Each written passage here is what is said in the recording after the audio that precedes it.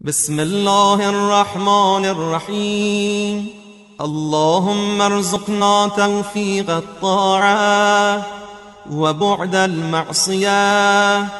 وصدق النية وعرفان الحرمة، وأكرمنا بالهدى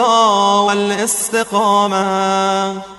وسدد ألسنتنا بالصواب والحكمة، واملأ قلوبنا بالعلم والمعرفة، وطهر بطوننا من الحرام والشبهة، واكفف أيدينا عن الظلم والسرقة، واغضض أبصارنا عن الفجور والخيانة، واسدد أسماعنا عن اللغو والغيبة، وتفضل على علمائنا بالزهد والنصيحة، وعلى المتعلمين بالجهد والرغبة، وعلى المستمعين بالاتباع والموعظة، وعلى مرضى المسلمين بالشفاء والراحة، وعلى موتاهم بالرأفة والرحمة، وعلى مشايخنا بالوقار والسكينة، وعلى الشباب بالإنابة والتوبة،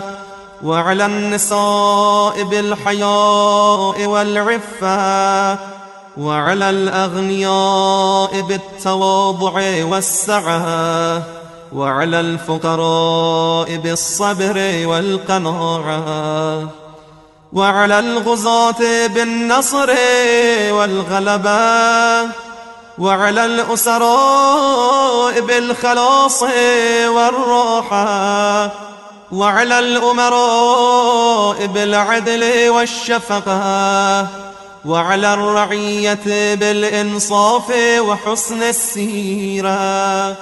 وبارك للحجاج والزوار في الزاد والنفقة، واقض ما أوجبت عليهم من الحج والعمرة بفضلك ورحمتك يا أرحم